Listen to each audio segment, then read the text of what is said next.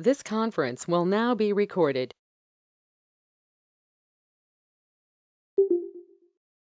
Same thing again. Let me put data flow in SAP FICO Consulting. How the data will flow in your SAP FICO Consulting, or as a FICO consultant, what exactly we will do in our projects or in our day-to-day consulting work. Point number one, as we discussed, it is your business requirement. Point number two, configuration. Point number three, master data. Point number four, transaction data. Point number five, reports. Point number six, support and improvement.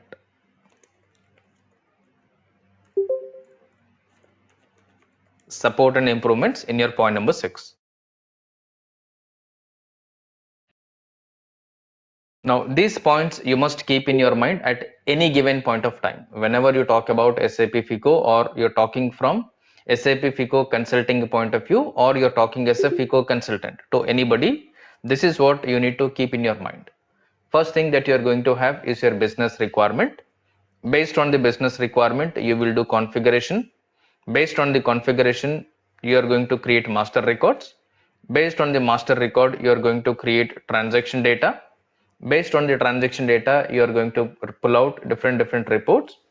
Based on all these things, if there is any support, if there is any improvement required, that you are going to do as a continuous process.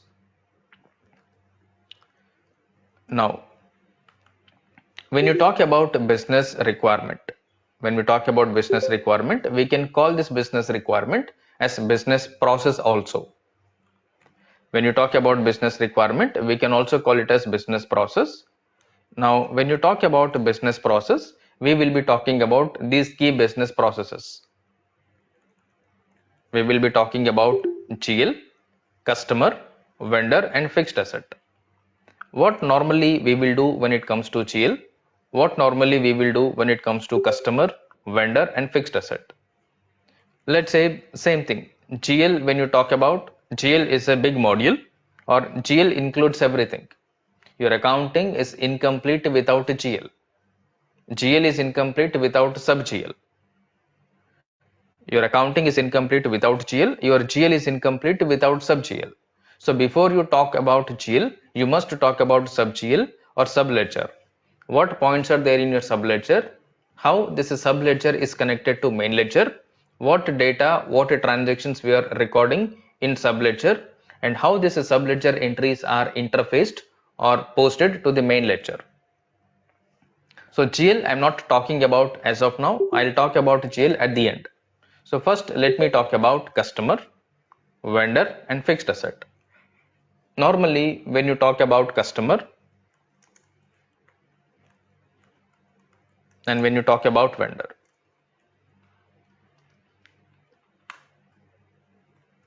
I'll put customer here. Let's say I'll put vendor here. GL let me put somewhere here, and fixed asset I'll put somewhere here.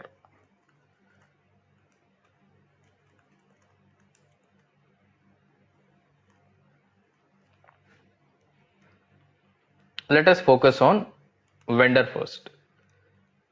The moment we look at a vendor or account type K,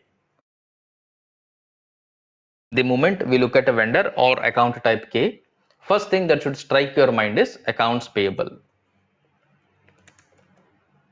First thing that should strike your mind the moment you look at vendor is accounts payable. So when you're talking about vendor, you are representing accounts payable. In accounts payable, you are going to deal with vendors.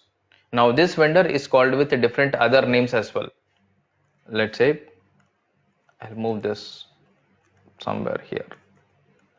When you talk about accounts payable, it is all about vendors. Vendor. This vendor is also called as a supplier. The same supplier is also called as a creditor. The same creditor is also called as seller.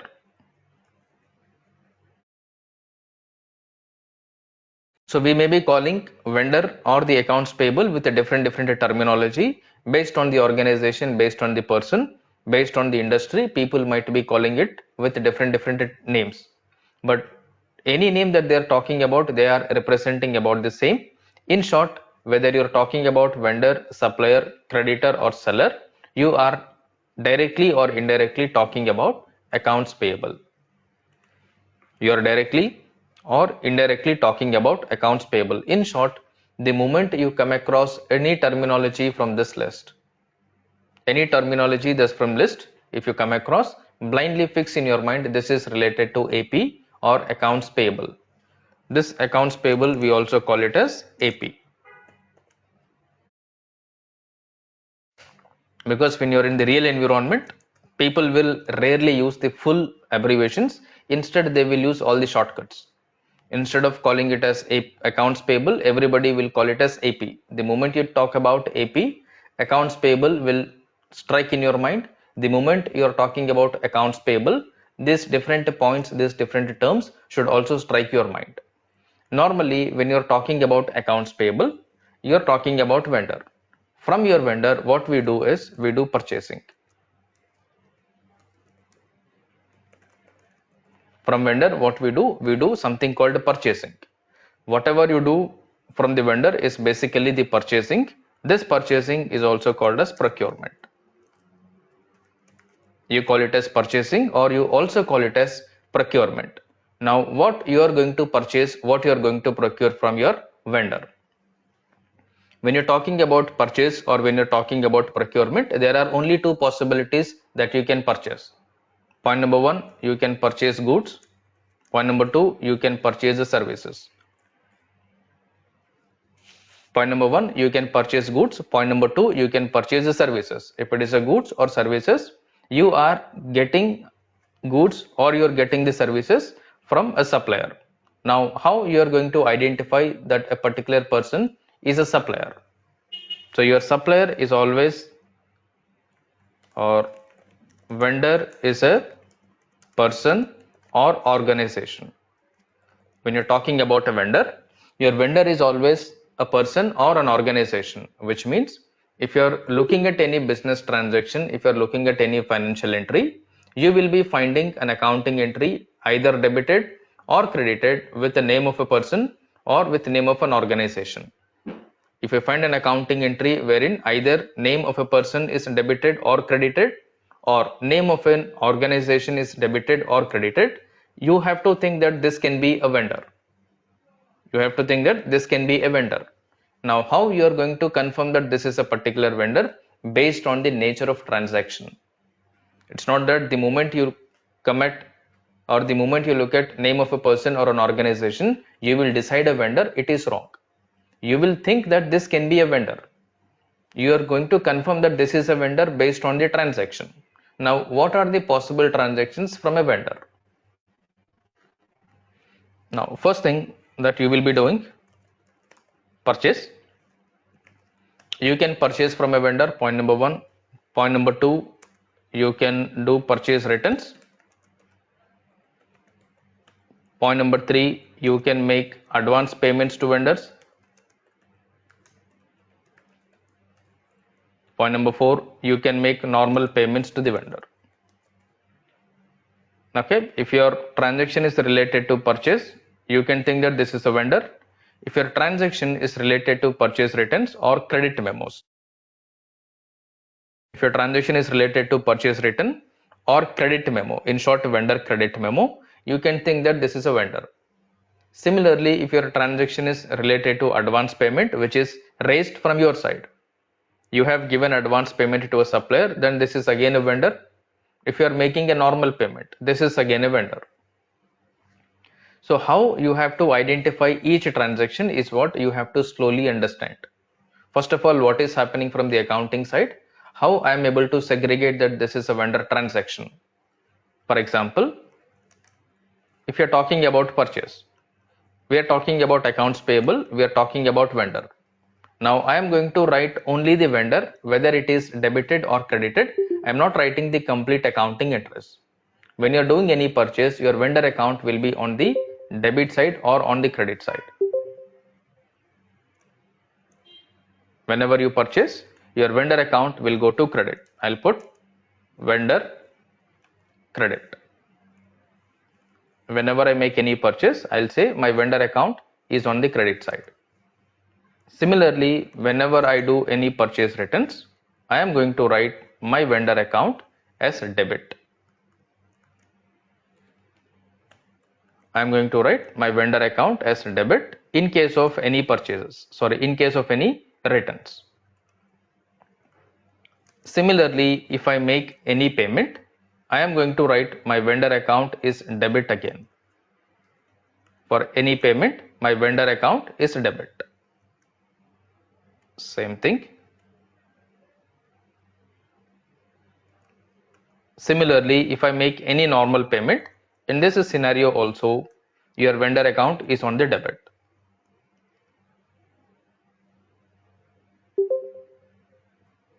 In this scenario also, your vendor account is going to debit side. In short, you have to look at the transaction and then see how your vendor account is getting affected. On what basis you are debiting your vendor and on what basis you are crediting the vendor. In short, you need to look at the nature of transaction. What are we doing with the vendor? Are we purchasing? Are we returning? Are we making any payment? When you're talking about payment, you have two type of payment. One is the advance payment, which you will initiate before purchasing or before receiving any product or services. Normal payment you will be making after receiving the product or after receiving the service. In short, this is what your accounting is going to affect your vendor. If you are purchasing, if you are returning, if you are making any advance payment or if you are making any normal payment. Similarly, when I talk about customer,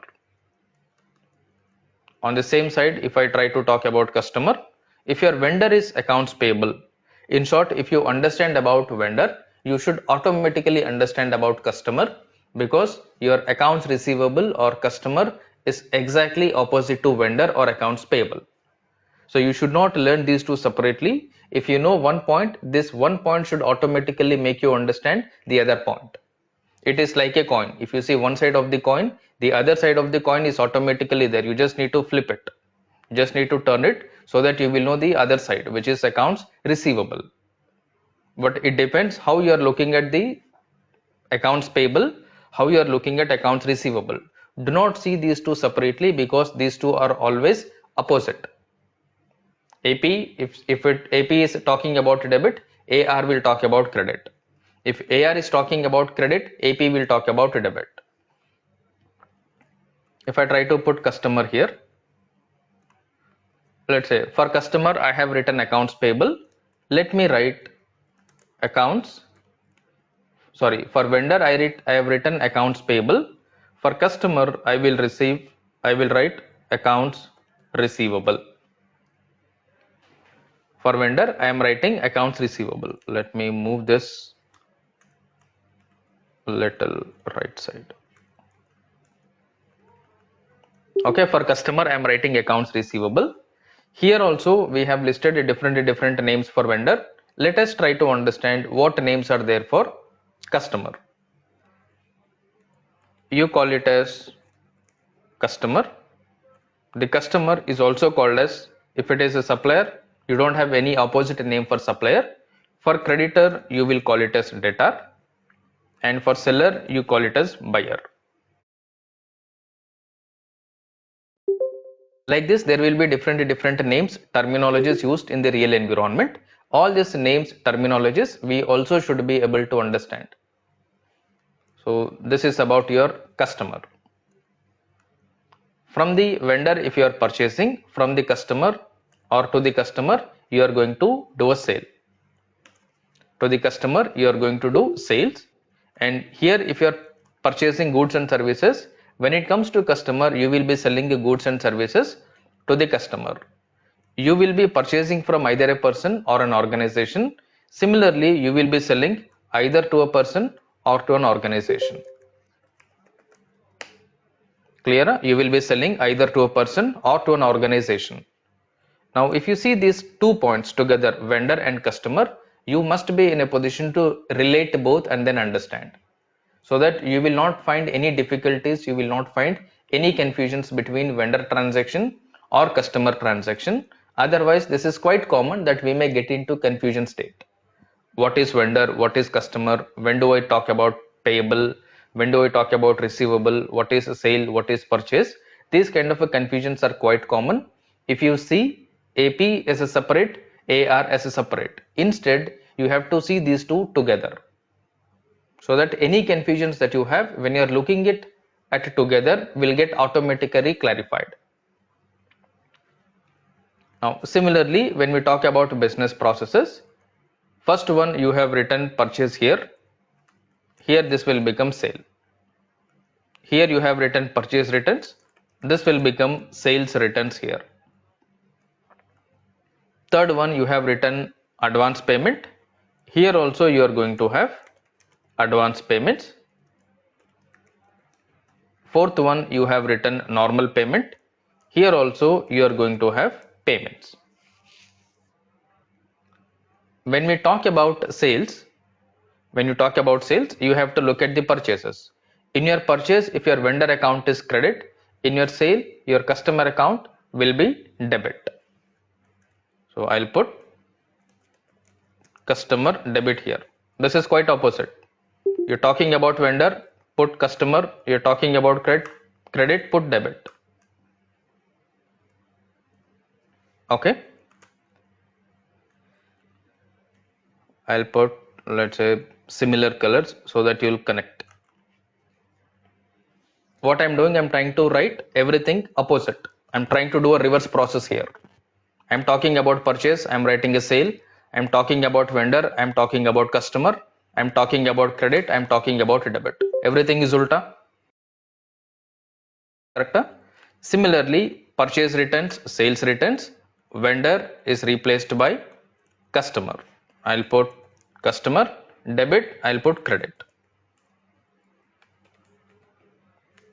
There I am writing debit, here I am writing credit. This one also I'll put it in a box. Let me put the same color. Third one, advance payment, vendor debit, vendor will be replaced by customer, debit will be replaced by credit. Same thing, I'll put a box. I'll put this a different color.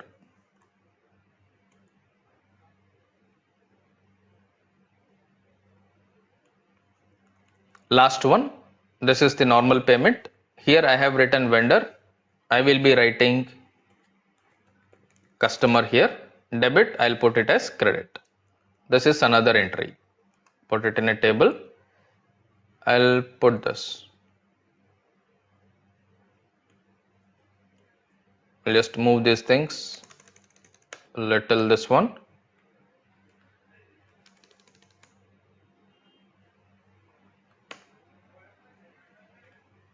Same thing. Same thing. Clear? Are these two tables clear? So is it from the business point of view or the customer point of view? This debit credits. This is only the vendor point of view and customer point of view. If you are purchasing, what is going to happen to vendor? We are not talking about the other like. If you're talking about credit, I'm not talking about which account you are going to debit. That one I'll talk later on. I'm not talking about the complete accounting entry. I am talking only about what is happening to your vendor, whether you're debiting or crediting. Okay. The complete entry I will be talking, I will be writing shortly. But this table alone, are you able to connect what is going to happen to your customer account and what is going to happen to your vendor account based on the different transactions? Excuse me, sorry, quick question. The number one and number four, what are you really doing different there? Let's say for the vendor, for instance. you're purchasing and you're paying. Um, can you put a little bit of clarity there, please? Sorry, I said you the have number con one and number four. Let's see for the vendor side. The number one and number four. When you say purchase vendor credit and payment vendor debit, I'm trying to see where the thought process there, if you don't mind. Okay, I'll put the examples shortly. Okay, I'll put the Okay, clear examples, clear transaction shortly, so that this confusion will get clarified. okay, thank you. Yeah. So look at only the debit credit point of view, what is happening to your vendor account, what is happening to your customer account. So that when we write the business transaction, when we write a simple accounting entry, then it is very easy for us to connect why we are writing debit credit alone, because we are seeing it only from the vendor point of view, which means accounts payable point of view, and we are seeing it only from the customer point of view or your accounts receivable point of view. Now, what I'll do, I'll put one transaction, let's say purchases.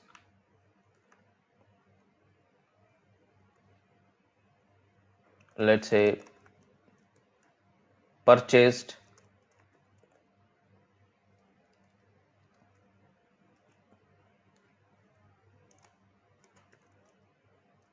material from vendor for 100. Purchased material from vendor for 100. Next one, I'll put returned material to vendor for 20. Third one, paid advance to vendor 30. Last one, paid payment to vendor, let's say 100. Don't relate these numbers, I'm just writing for testing purpose. I'm not relating the numbers, I'm not going to prepare the vendor account.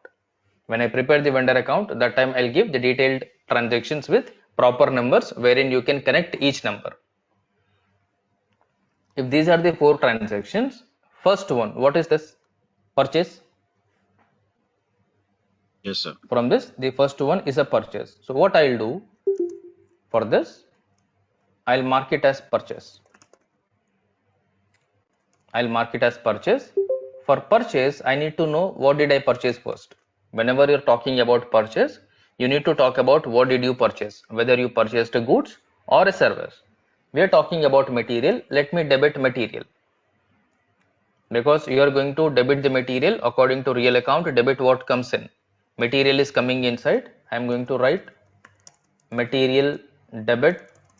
Credit the giver, the person who is giving you the material, the person who is supplying the material will be credited according to personal account.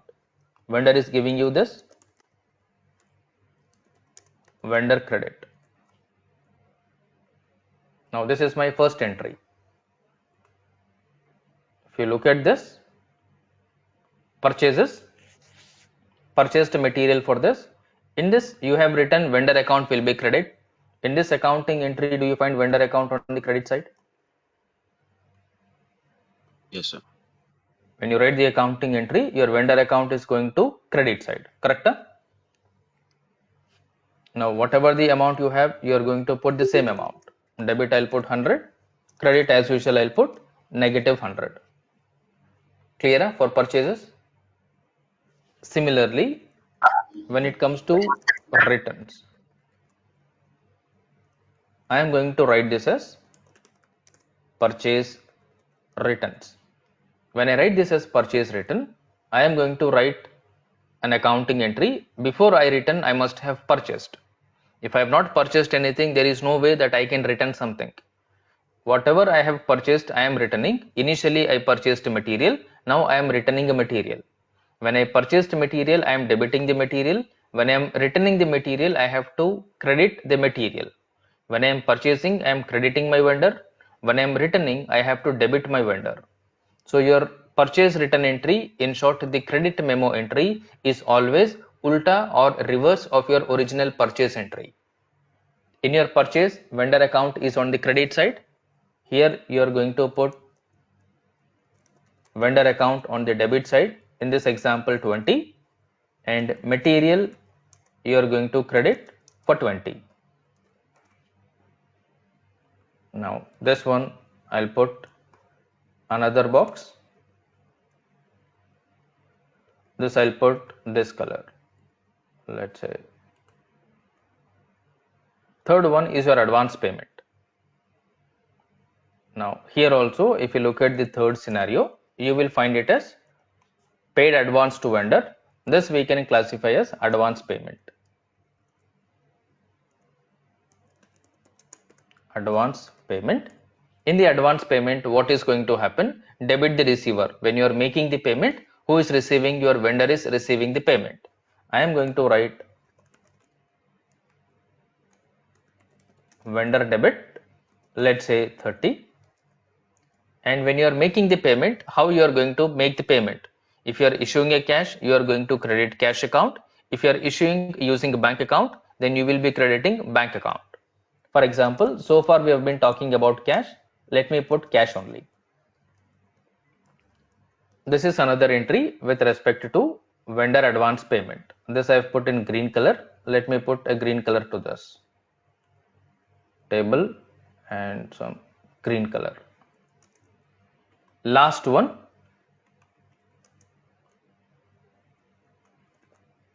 is your paid to vendor. The last scenario we were talking about is payment. In this payment, same thing. Whether you make the normal payment to a vendor or you make advance payment to the vendor, the classification is different, but the accounting point it is the same.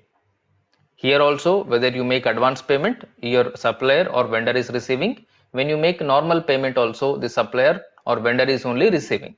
So debit the receiver, debit vendor account. And here also, assuming you are issuing a cash to the vendor, credit what goes out, cash is going out from your business. You will be crediting cash account. This one, let's say 100 on the debit side, 100 on the credit side.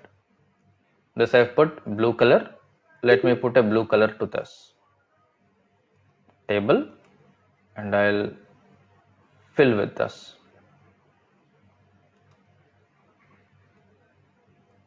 If you look at these four transactions, are these accounting entries clear?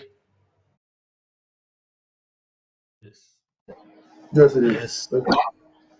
Right. So why you are debiting your vendor account, why you are crediting vendor account? These are the basic accounting entries to start with, to begin with, to have the initial understanding. So later on, we will be talking about different business processes, different scenarios, but all of those are possible to understand easily, provided we have basic knowledge, basic understanding on these kind of scenarios. This is only to make sure that we feel comfortable, that we feel confident. Yes, I understand how your vendor account is debiting, how your vendor account is crediting. What kind of a transaction is having debit balance impact, on what kind of a transactions are having credit balance impact on my vendor account. In short, at high level, you must be in a position to visualize and then think, this will create a debit in my account, this will create a credit in my account, so that it's easy for you to understand, it's easy for you to analyze what is happening. Accordingly, you can understand, you can propose the solutions, you can gather the requirement, you can provide the training whatsoever related to accounts payable when you're in a project. Because if these basic points are not clear, we will not be understanding the complex problems or even simple problems in accounts payable.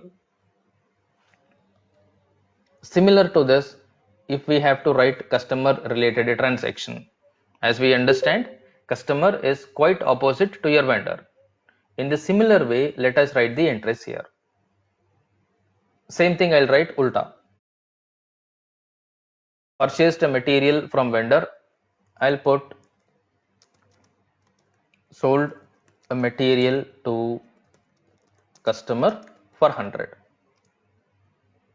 Second one, returned material to vendor, or I'll put material returned by customer 20. Third one, paid advance to vendor. I'll say advance received from customer. Paid payment to vendor. I'll say payment received from customer. This is 100 and here also amount is 30. Are these examples clear? Whatever whatever is written on the purchasing side, I am trying to reverse it from the sales side. If it is a purchase, it will become a sale. If it is purchase written, sale written, advance payment paid, advance payment received, normal payment paid, normal payment received. Now, to put this in the same color, let's say I'll just format paint. Similarly, I'll just format this.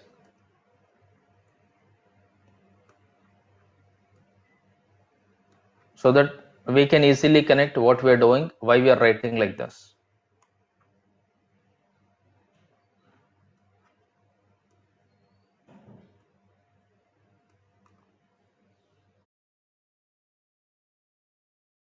Now this is your sales, correct?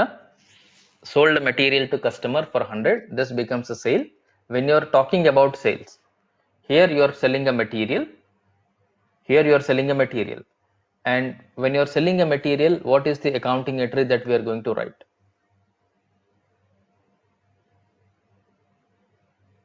Customer The account first with the thing, customer and material.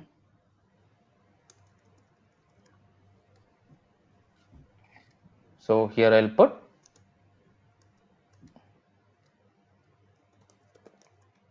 customer will be debit for 100 and credit it will be sales. Sales will be credit 100. I'll tell you why we are not crediting material, because when you're talking about sales, it is always customer account debit, sales account credit. This material, whatever you have given to the customer, is treated separately called as post goods issue or delivery entry. For the delivery or PGI, for post goods issue, there is another accounting entry that we will see later on.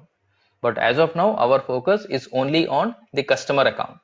What is happening to customer account? What is the offsetting account to the customer? If you close customer, whatever is left over, this is called as offsetting account. This is called as offsetting account. Offsetting means apart from your account. If you're talking about vendor account, if you exclude vendor account, the balance account is offsetting account. Clear? Ignore the offsetting account because the offsetting account will keep on changing based on the nature of transaction. But your focus as of now in this scenario is strictly on the vendor account and then the customer account. So when you do a sale, you are talking about customer is debited and sales is credited. Because customer is debited, why? Debit the receiver. Customer is receiving your material, customer is on the debit side. Sales is credit because sales is a revenue. Sales is an income, credit all incomes and gains, that is why sale is a income. Second one, material returned by customer for 20. When your customer had returned the material, same thing, anything which is a return, anything which is a credit note or credit memo, ulta or opposite side of your original sale entry. In the sale, customer account is on the debit, sales account is on the credit. When it comes to return, credit will become debit, debit will become credit. In this case, I am going to write sales account debit for 20, customer account credit for 20. Correct? I'm just going to write a reversal or the ulta entry. I'll put this here and I'll write this as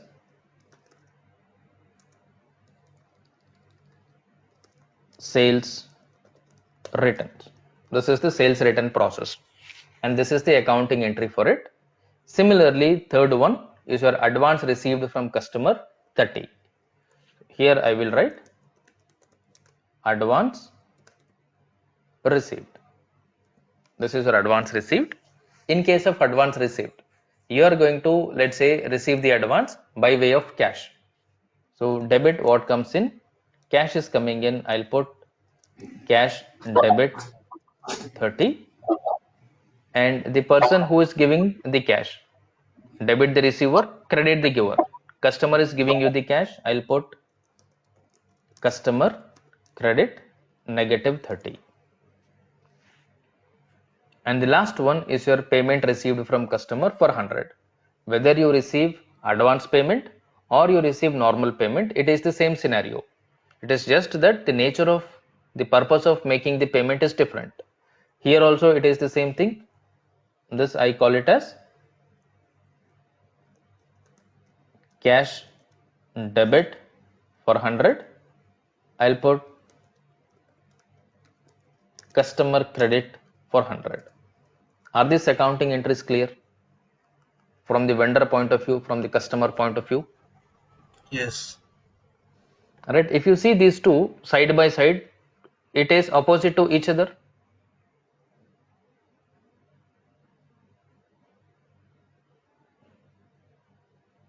Correct? Yes, sir. If you look at the entries, these are opposite to each other. Now you need to look at them in the similar way and you need to remember in the same order. So that when we see different business processes, when you talk to the clients users, you will not get into any confusion state. Otherwise, whatever your client, whatever your user is talking about, we will not understand quickly. We will take some time to understand what they exactly mean by this particular problem or a particular requirement.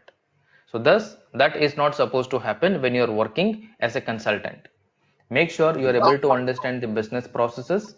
Make sure when somebody is explaining anything from the accounting side or anything from their accounting problem or anything from the accounting requirement, business process, we have to understand. First, we need to understand what they are talking about, and then we will be thinking about how this is executed, how this is performed from the SAP point of view. If you do not understand the general basic business process, it is difficult for us to understand. Those who are not talking, please be on mute so that there will be no echo. So I was going to, excuse me, can I ask a question, please? Go ahead. Thank you. I was going looking at your notes from July the 3rd, where we had the account types and the nature, where we had assets, where we debit for an increase and credit for a decrease. As far as this scenario that you just gave us, um, is it fair to say in the case of purchased the material from vendor, um, Mm-hmm. material is an assets account? Yes, you can say that. Okay. If I take your point, now I'm talking about material. Material is nothing but asset. Now, when you're purchasing, you're receiving the material. When the material you're receiving, your material is increasing. Your material balance is increasing. Material is an asset. If the asset value increases, this is debit. Correct? That's correct. So Similarly, if I for talk about vendor, okay, vendor is a liability. Vendor is accounts payable. Accounts payable is a liability. When you're purchasing from a vendor, when you're purchasing from a vendor, your liability is increasing. The amount that you're supposed to pay to your vendor is increasing.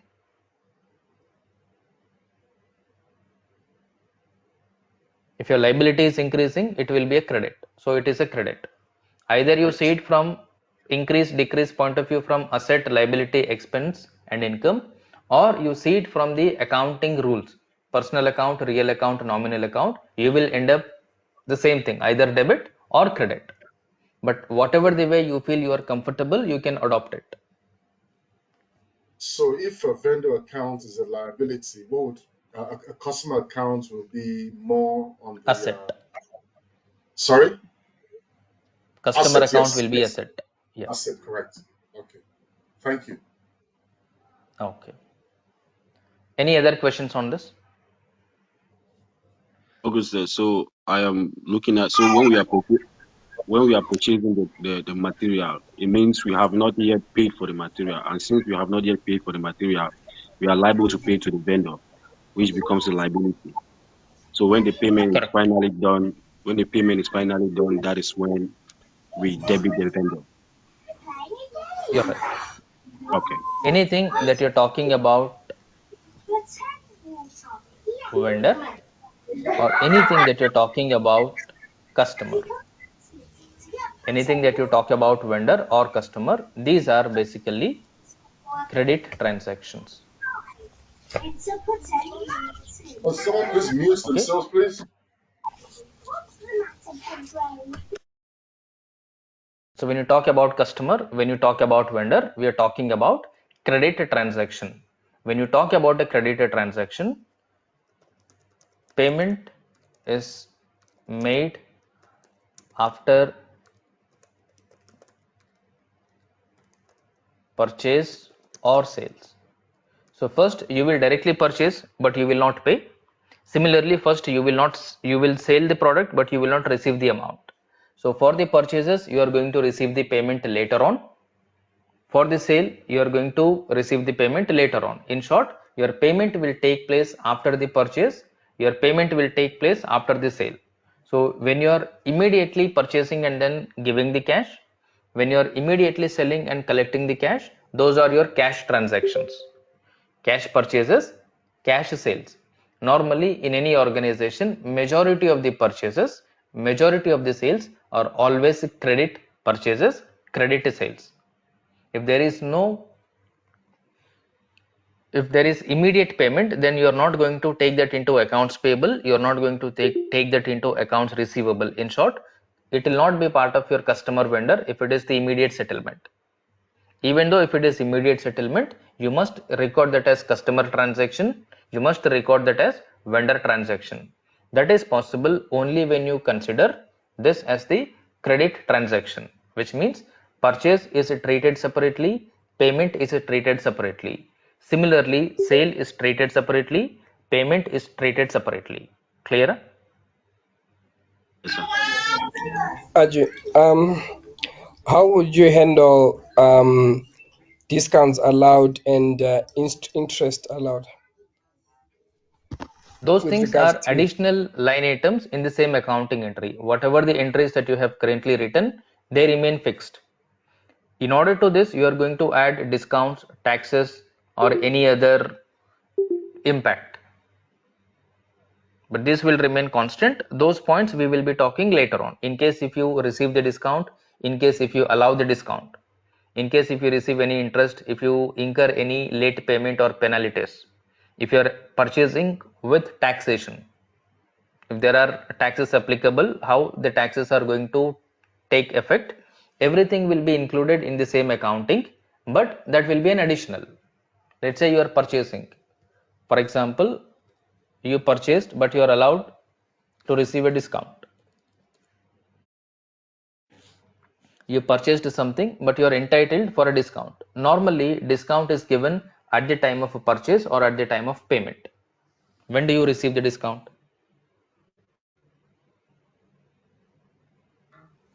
at the time of purchase? You receive the discount at the time of purchase, but when do you get eligibility for discount? Time of payment. So you At will time of be payment when you correct pay. at the time of payment, you will be eligible for the discount and you will be accounting the discount at the time of payment. If you are making payment on time, whenever you are talking about a discount, discount is always given to attract early payments. I want to attract my customer or I want to attract my vendor to make sure either I make the payment early or I receive the payment early. So in order to do that, what I will do, I will tell that if you give me the money within 15 days, I will give you 5% discount. Or if you pay me within a month, I'll give you 3% discount. But if you pay me after 30 days or after 15 days, you have to pay the total amount. But if you pay within 30 days, you are eligible for discount. If you pay after 30 days, but between 60 days, you will be eligible for no discount. You need to pay the total amount. In case I am giving you an offer to pay early, get the discount, or between certain date interval, between the certain time interval, pay the exact amount. In case if you miss the discount option, If you miss the actual payment option, I am going to charge penalty to you. The number of days that you make the late payment, I am going to charge interest from you. So the moment you start giving you discount, you will also be collecting the interest for the late payments, correct?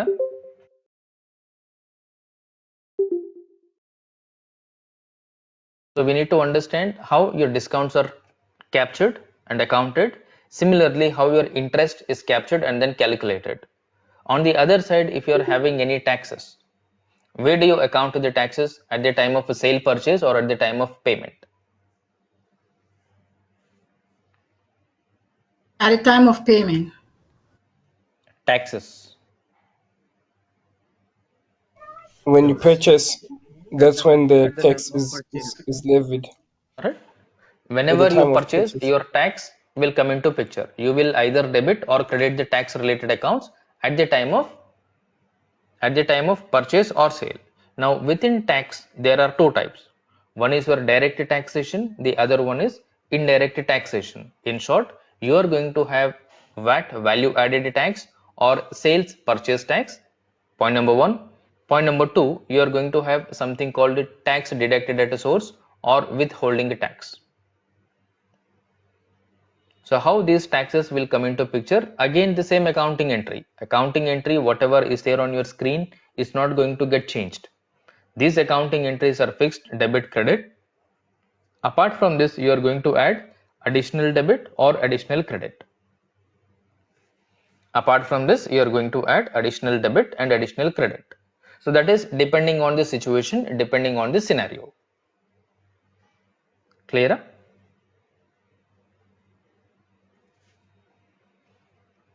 Yes, and that's clear. Thanks. Yeah. Next one. After this customer and this one, I am placing this at the bottom. Next one, we were talking about fixed asset. When you talk about fixed asset, you are talking about asset accounting. Fixed asset is all about your asset accounting. In the asset accounting, you are going to have only fixed assets, nothing else here, strictly fixed asset. Now you need to understand how you are going to classify fixed asset. For every fixed asset, there is the asset classification or nature of asset. Let's say land and building, plant and machinery, furniture and fixtures, motor vehicles, softwares and licenses, patents, trademarks, goodwill. Like this, you are going to have different classification of fixed asset. Within fixed asset, you are going to have different type of business transaction. So in your fixed asset, purchase is possible, sale is possible, depreciation is possible, transfer is possible, retirement is possible, scrapping is possible. Likewise, there are different scenarios which you will be doing with your fixed asset, correct?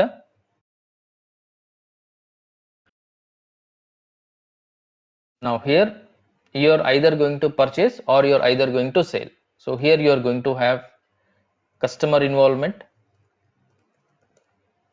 you will have vendor involvement, you will also have GL involvement. Sometimes when you are purchasing, you are going to use vendor account for fixed asset. Sometimes when you are selling, you are going to use customer account. Sometimes if you are scrapping, let's say the asset is not in a condition to be used, you need to scrap out the asset. When you are scrapping the asset, you will be using a GL account. So your fixed asset postings will take place with customer account, fixed asset posting will take place with vendor account, fixed asset posting will take place with GL account as well. Now in your fixed asset, I'm not going to write the detailed accounting entries for this because this might create a little confusion which I do not want to create right now. But instead what I will write, fixed asset, you can purchase the asset. Point number two, you can sell the asset. Point number three, you can depreciate the asset. Point number four, you can reevaluate the asset. Point number 5, you can transfer the asset. Point number 6, you can retire the asset. Sale and retire is one and the same, but I'm still writing it. Point number 7, you can scrap the asset. Likewise, there are different scenarios wherein your asset transactions will take place. So let me put only these points in a separate box. These are related to your asset. Okay. Next one, if you go to GL.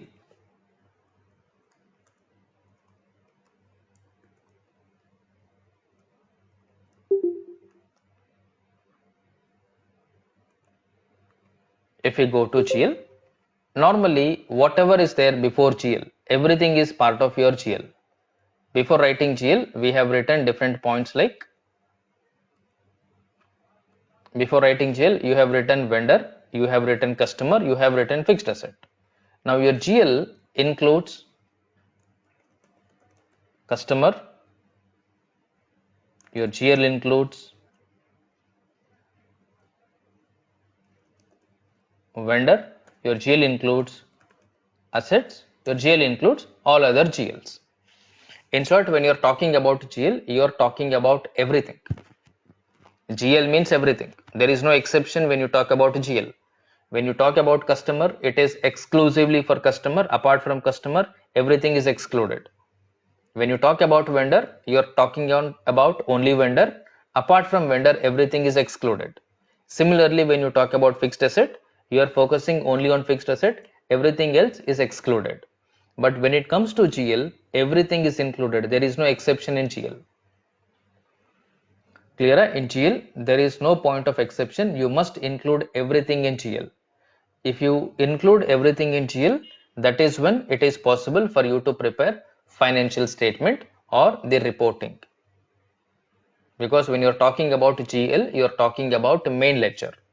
When you're talking about customer, when you're talking about fixed asset, when you're talking about vendor, we are talking about subledger. With the subledger, there is no financial reporting. Your financial reporting is always based on the GL, in short, main ledger. When you're talking about GL, by default, GL includes everything. By default, GL includes everything. In GL, you are going to have two kind of GL accounts. One is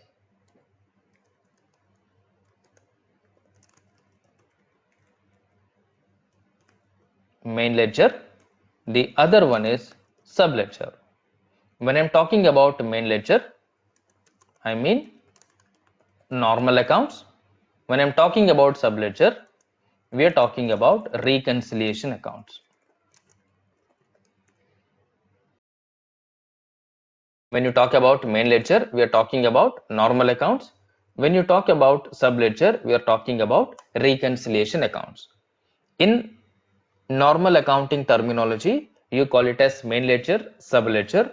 In SAP terminology, you are going to call it as normal account, reconciliation account. In short, normal GL, reconciliation GL. Clear? Yes, sir. You're going to call it as normal GL, reconciliation GL. Normal GL is the normal main ledger account. Reconciliation GL is a subledger account.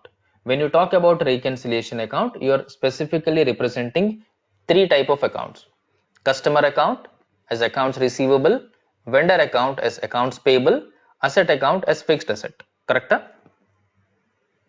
These three things we will be representing as reconciliation accounts, in short, subledger in SAP. Here, there is no point that you can write only this kind of entries are possible in GL, because any accounting entry, any debit, any credit that you're writing in SAP, any debit, any credit that you're writing in your accounting must be part of a GL. If you're not hitting a GL, it is not possible to record any accounting entry. So there is no point that I write here. I'll simply put every accounting entry must be part of GL. Clear? every accounting entry must be part of GL. This one line will give you the complete picture. There is nothing which is excluded from GL, which means whatever the accounting that you talk about, by default, either directly or indirectly, this is connected to GL. Correct? Yes, sir. And how this is connected and how we are going to do it, we will be understanding in the upcoming sessions one by one in detail by connecting one point to the other point, so that you will have a clear picture about accounting and how these are connected in SAP. And then we will be talking about the different points, topics that are there in SAP. When you talk about SAP, we call it as GL, AP, AR, asset accounting, taxation, integration, cash, bank. All these points I will be listing out once we talk about these areas, so that you can practically visualize what is there in your accounting, what is there in your SAP FICO. Otherwise, if you just like that go through, or if you just like that look at the course content or the topic list of SAP FICO, nothing you understand from it. So the maximum thing that is going to happen is you are going to gauge based on the more number of papers a course content has. Or if you look at a course content Word document, course content PDF, if a course content contains 10 pages, you will be assuming this course contains huge topic list. Correct? If a course content says only 1 or 2 pages, you may be thinking that this course content has limited topics, but our assumption is wrong. The way we are looking at the course is wrong. You need to look at the course from a different point of view, so that you will be able to visualize what you are going to learn from it. If you are unable to visualize what we are going to learn from it, it is of no use, because we are unable to understand what is there in the course, what you are going to learn from the course. In short, the course content you must know and you must understand. This is not a degree course where you are going to study for 3 years, slowly you can do it. It is not that way. This is something that you need to understand everything well in advance, so that it is easy for you to take a decision whether to continue in SAP FICO or to find something else which suits better. Clear? Yes, sir. Alright, any questions on this? No, sir. You are able to understand, right, whatever we are discussing? Because I'm not talking directly about SAP. I'll be connecting all these points with SAP slowly. Maybe after 1 or 2 sessions, I'll be talking exclusively about SAP, connecting all these points, whatever we are discussing currently. Yes, go ahead. Sir, I have one question. Okay. Hello, can you hear me? Yes, yes. Sir, is there Yeah, go any ahead. GL, special GL transactions, sir, in SAP? Yes. Your advances are nothing but special GL transactions. Okay, sir.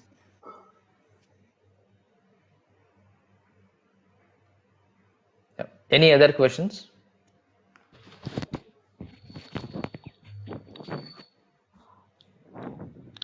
Hello. Yes. And yesterday in balance sheet level, accounts receivable and accounts payable level, you listed some customers and vendors amounts, right? So today you were talking about a main ledger is normal accounts and sub ledger is reconciliation accounts. Can you link it that one, sir? If you talk about balance sheet, in balance sheet, what you are going to write? You are going to write accounts payable, accounts receivable, correct? Account. Yes, yes.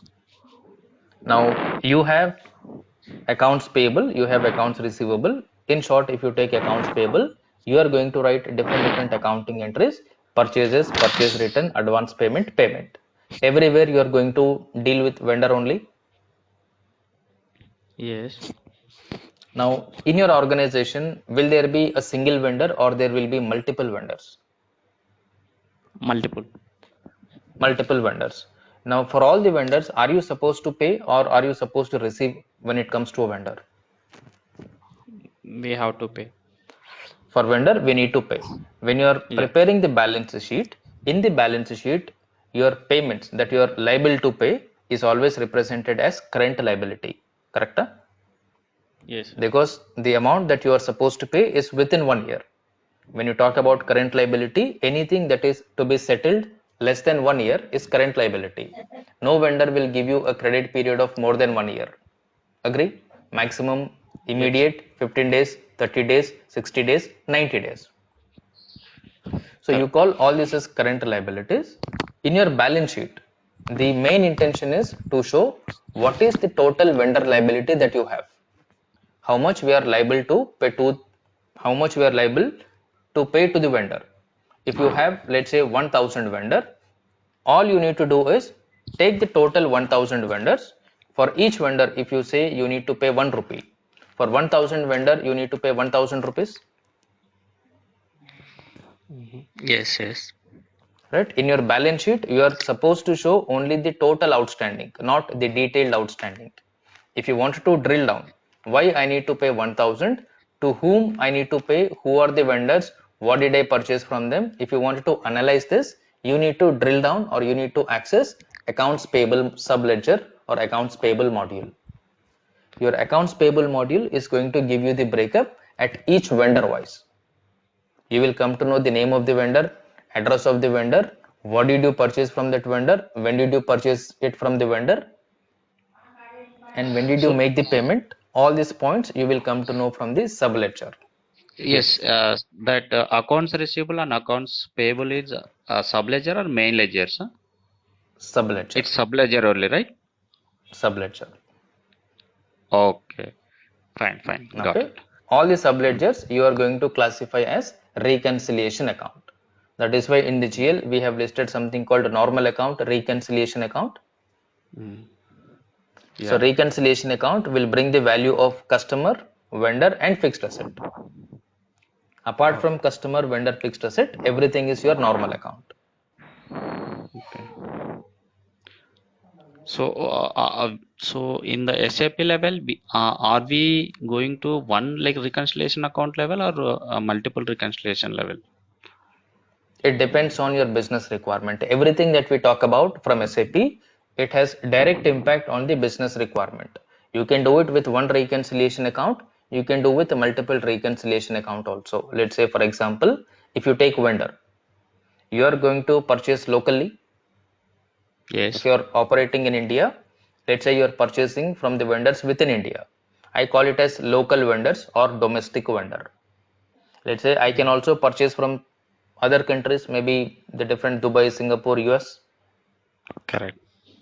So these are called as my import purchases, my import vendors or foreign vendors. Oh, I may be also doing the transactions with my intercompanies. yeah, So I also have employee vendors. yes, I also have one-time vendors with whom I may not be doing business again. Let's say something is needed, but it's a one-time purchase. So I may not be creating that particular person or an organization as a dedicated vendor. I treat them as one-time vendor. Now, if I have local vendor, foreign vendor, your one-time vendor, employee vendor, intercompany vendor. Point number one, I can create one single reconciliation account. I can account all these things in one reconciliation account. Point number two, I can create separate reconciliation account for local vendor, foreign vendor, employee vendor, one-time vendor, intercompany vendor. This is also possible, but it depends on what is your requirement. Tomorrow, if you want to generate the report, I want to see how many employee vendors I have or how much I am supposed to pay to my foreign vendors. If I create everything under one GL account, it is not possible for me to extract the reporting. Correct? I cannot figure it out. I correct, have to correct. sit and manually segregate. Okay, this person, this vendor is from US. This is part of my foreign vendor. This person is within India. This is my local vendor. I sold or I purchased from intercompany. This kind of a segregation is not recommended. When you're using applications like SAP, wherever possible, you need to automate, you need to remove, or you need to reduce the manual intervention. For these things to happen, first we need to understand the business requirement. If we start thinking from the business point of view, and if we try to understand business requirement, it is very simple, very easy for us to understand what we are doing, why we are doing. That is what we have to know. That is what we have to understand as a consultant. Because tomorrow you need to provide your consulting services. When you talk about consulting services, it is not configuration. This is something beyond configuration, something more than configuration. As a consultant, whatever you do, it's a big list. From the big, let's say there are 10 type of activities you will do as a consultant. Configuration is one activity. What about the remaining 9 activities? You are called as consultant only when you know all the activities that a consultant is supposed to perform. Correct? Correct. Correct. So you will do configuration based on the business requirement. So business requirement is all about accounting. Agree? Yes. Clear? Yeah. Yeah. Thank you. Any other questions? Yes. Hello, sir. Good evening. Good evening. Sir, my question is relating to revaluate asset. Please correct me if I'm like if I explain in a wrong way. We can revaluate the asset either on a positive side of the asset or a negative side of the asset. Like we can increase the value of the asset or decrease the value of asset. Decrease Correct. in case the circumstances of decrease the asset is if there is any mishappening happened in my asset related to like theft, fire. So in that case, we have to be decrease the value of our asset. But may I know in what circumstances we have to be increase the value of the asset? Sometimes if you take any asset, let's say you take building or you take any something like land value will be increased, right? Yes, sir. And sometimes what will happen, you already purchased an asset from a vendor. Initially whatever the asset that you purchased, let's say vendor had given an invoice for 1000, but the actual value of the asset that you purchased is not 1000. Let's say this is 1200. You received an invoice for low value. Okay. Later on you realized, maybe after 2-3 months you realized, no, the invoice that is posted is wrong, or the amount that is captured is wrong. Now since asset is already capitalized, I cannot reverse the asset. What I need to do, I need to do the value adjustment. But sir, is it possible in the real time that for like any kind of a land whose value is 1200 and the supplier has given me for 1000, is that possible in the First real of all, time? land we will not purchase, because land is the only one where there is no depreciation. It will not be depreciated. Land value is always appreciated. It will be increased. Sir, that is okay for the point of view, but we have to be considered in the books of accounts at only on the book value. We never increase the value of the asset to my profit You and are loss going to account. Am have I right? market valuations. There is something called market value and fair value. So if you take the different accounting principle, certain accounting principles will tell you you need to show the value of the asset according to the market value, but only for the closing purpose. You can show the balance sheet at fair value, which is the current value. And these valuations, whatever you are posting to show the current value of the asset, you will be reversing at the next year. Okay. Okay, there will be different practical scenarios which I will be explaining with practical accounting impact in the actual sessions. Okay.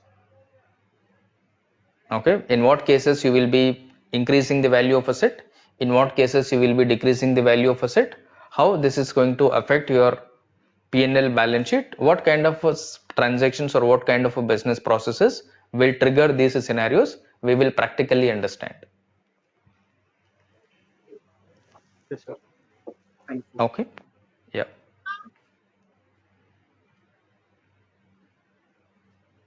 Any other questions? If not, fine. Tomorrow evening we will be connecting at the same time using the same link. Okay, let me stop the recording.